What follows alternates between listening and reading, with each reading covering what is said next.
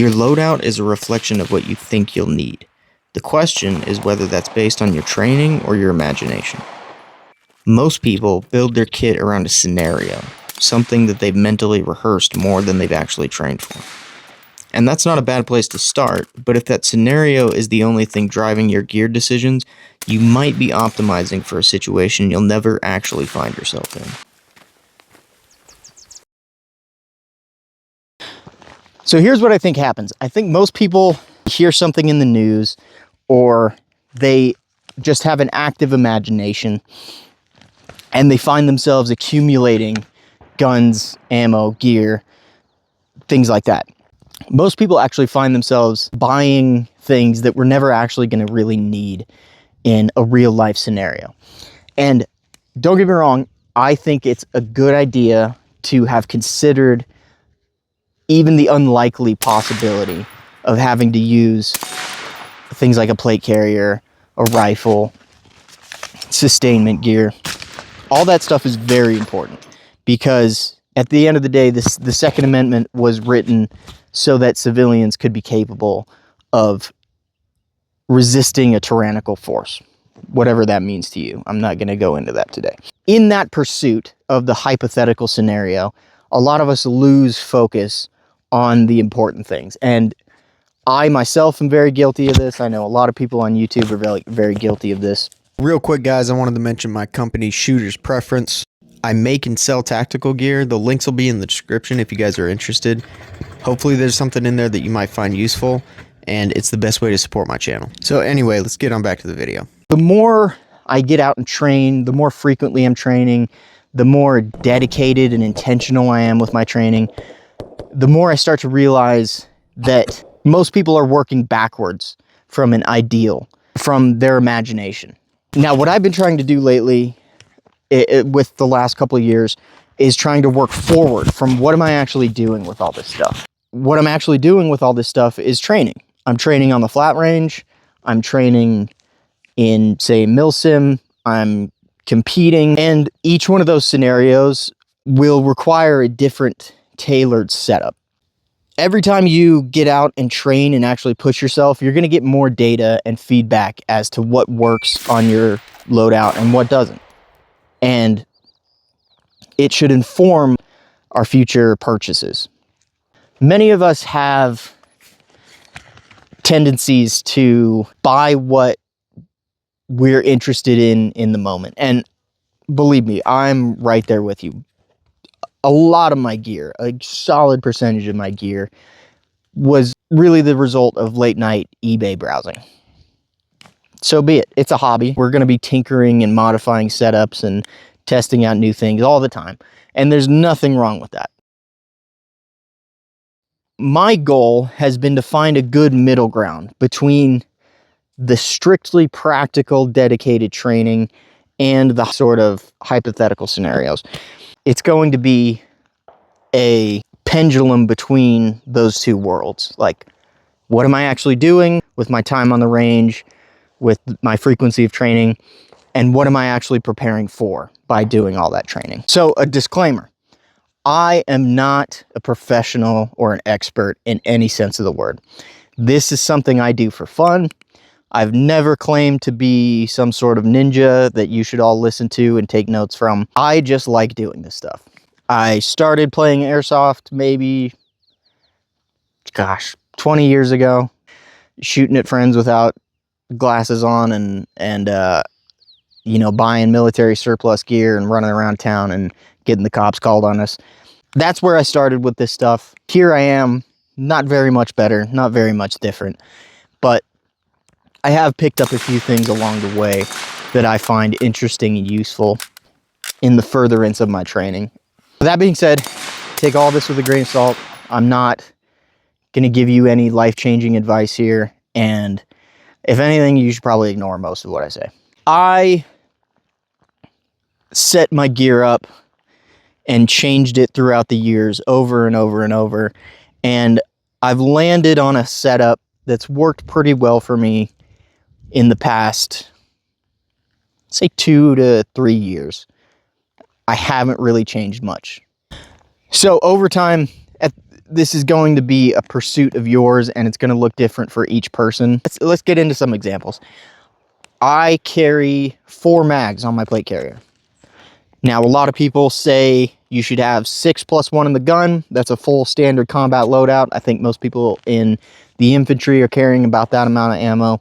And then there was a wave of special operations guys on podcasts and new information coming out of a lot of guys carrying 3 on the chest and 1 in the gun because they don't spend a lot of time in the situations that they're in, and there's a lot of guys with them, all with the same amount of ammo, and their setups are designed to be slick and fast, athletic and maneuverable. You know, a lot of people say don't stack a bunch of mags on your chest so you can get really close to the ground. I think there's something to be said about that, but I also think there's something to be said about being a civilian and not knowing what you're going to need this stuff for if you end up needing it.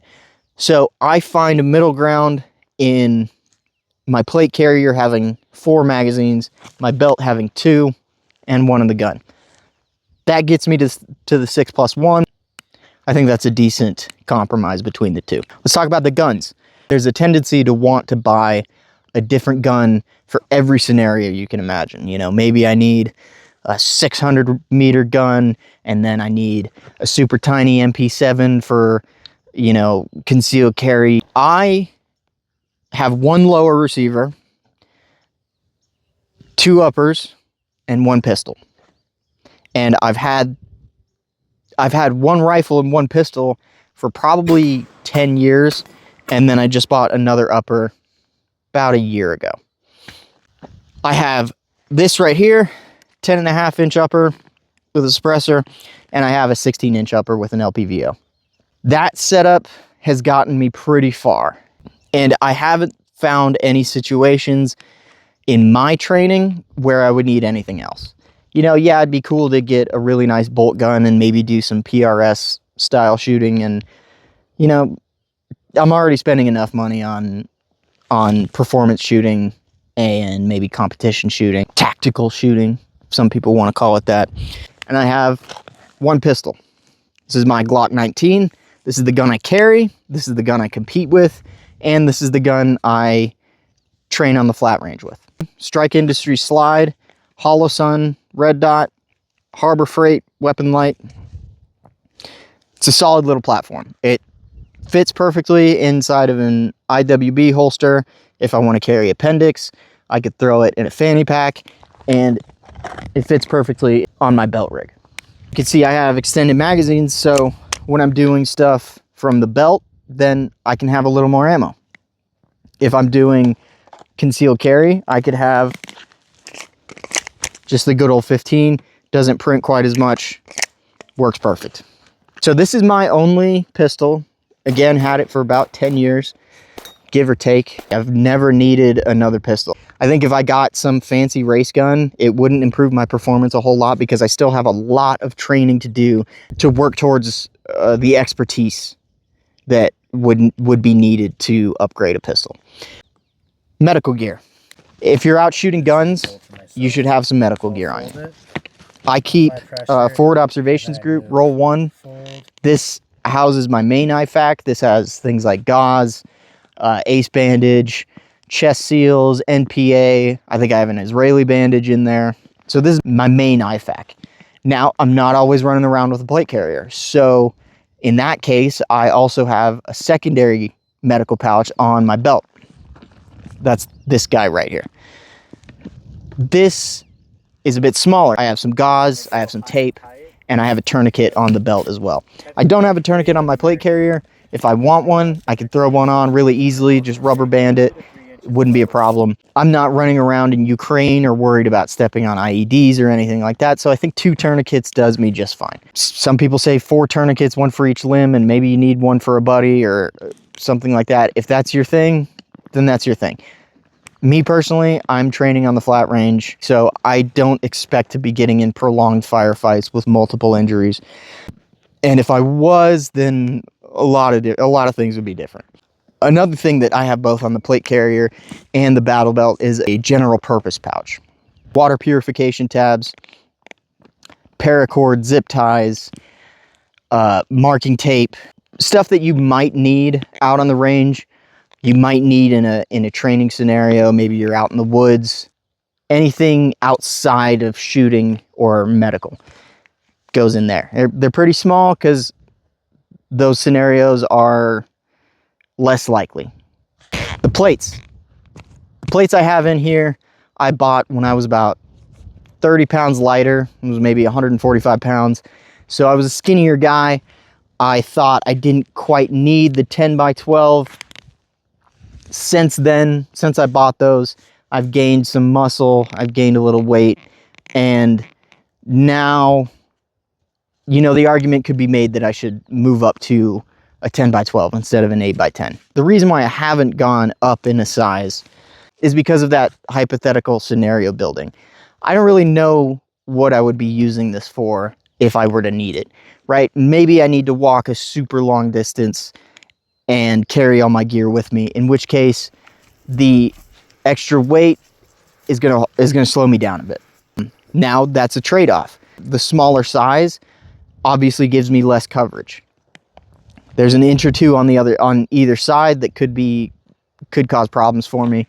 But again, 99% of what I'm doing is just shooting on the flat range, LARPing, in which case 8 by 10 plates are just fine. The helmet. There's a lot of helmets out there, some more expensive than others. Really nice bump helmets can cost about as much as a decent ballistic helmet. Now this is an ACH shell that I bought and then built up from there, so I saved a little bit of money. And when I was looking at helmets, I figured if I'm gonna buy one, I want a ballistic helmet, because if I'm carrying a gun, I might as well have a ballistic helmet. Anytime you poke your head out of anywhere, it's gonna be the first thing somebody shoots at, so I want a ballistic helmet. We all know that level 3A ballistic helmets aren't gonna stop direct hits from a rifle, but they definitely help with deflection from angled hits, and they help with frag, and they help with things like that. So buying a helmet for tactical scenarios, I think you should go with a ballistic helmet. It's just my personal opinion, and that's how I've gone about it. Okay, so the gear is built as a mix between hypothetical scenario building, but primarily around the types of training that I'll most likely find myself doing. That being said, let's do a quick rundown.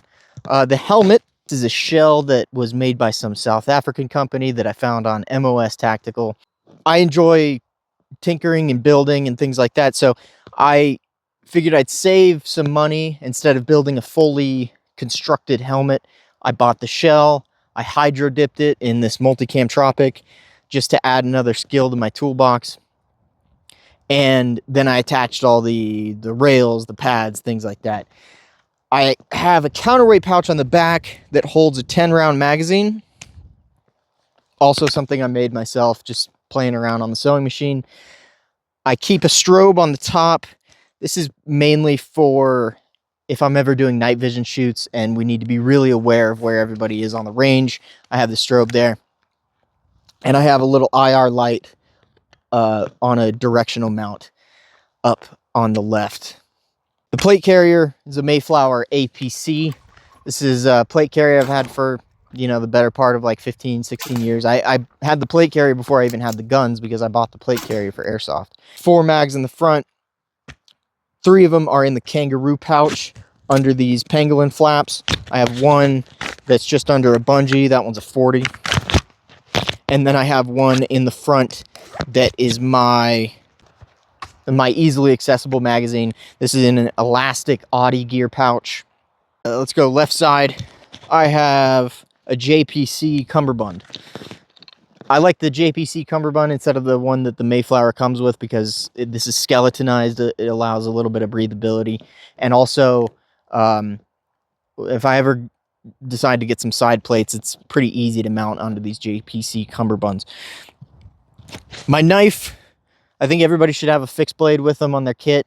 It's an extremely useful tool, whether it's for cutting up wood for fire or it's for fighting, simple utility things, I like having a fixed blade. And specifically, I like having it on the left side. I've had a bunch of different thoughts throughout the years. Recently, I've moved towards kind of the sock P doctrine that says to keep your knife opposite of your pistol. That way, if you're in some sort of entangled, hands-on grappling scenario, you can protect your pistol and make space with your knife while getting to the pistol, right?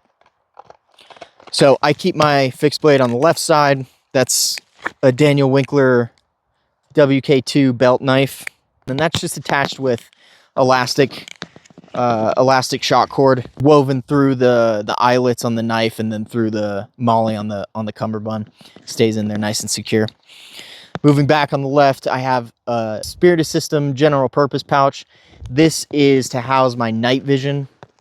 The night vision goes in a little hard case, and the hard case goes in there just so I can keep it on my body were I to be out for extended periods of time.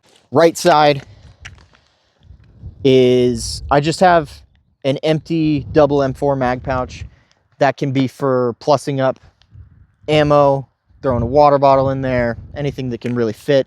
I just like having an extra empty pouch for whatever. And it's upside down so that I can still reach it. Although not very comfortably, I could still get to it with without having to take the plate carrier off. Slick besides that, if I had a radio on me, it would probably go on this right side as well.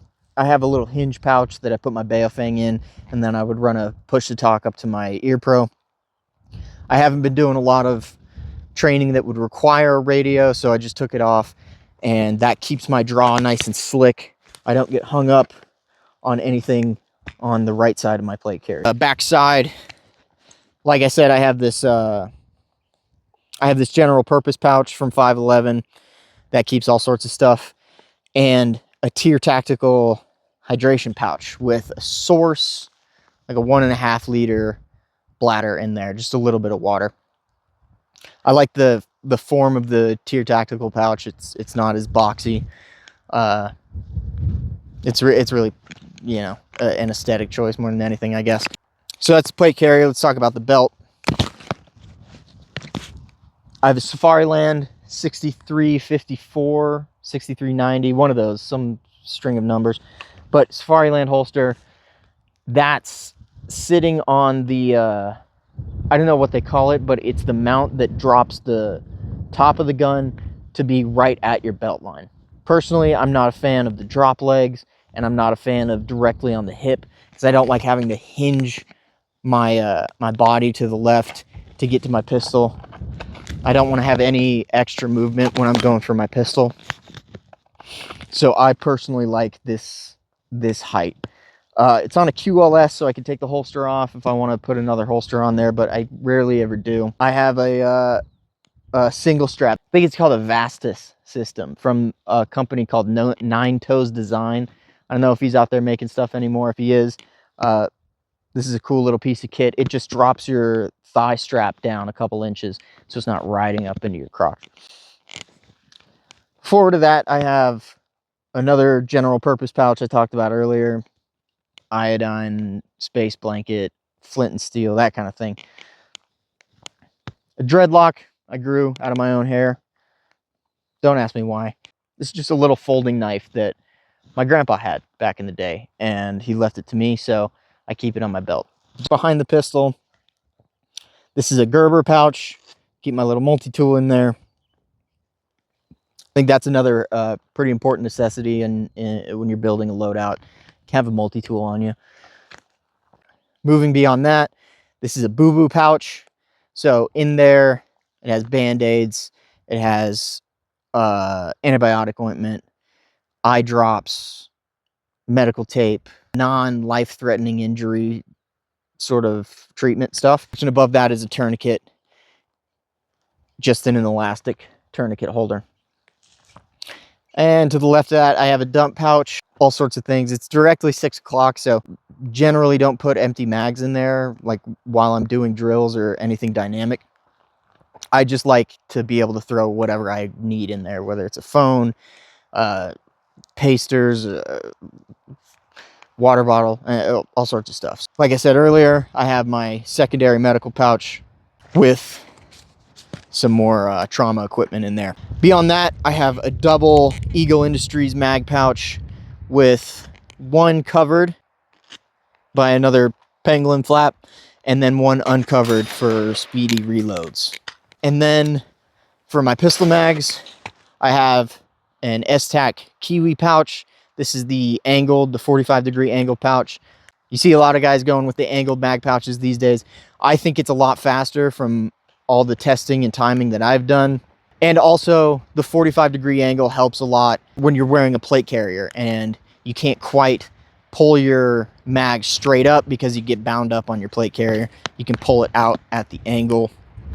Makes it a little easier to access. Okay, that was a rundown of the kit.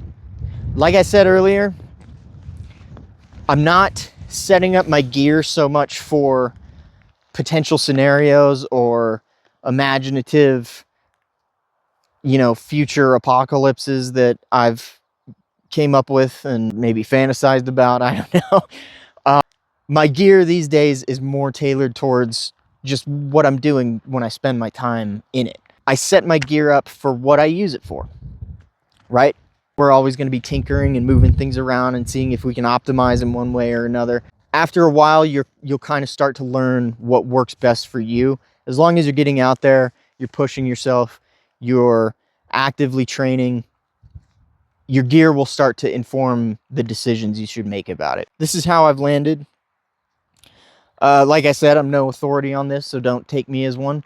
If the one thing that you take away from this is that before you put a new piece of gear on your kit, to ask yourself, okay, what am I going to use this for? What am I going to be spending 80 to 90% of my time on?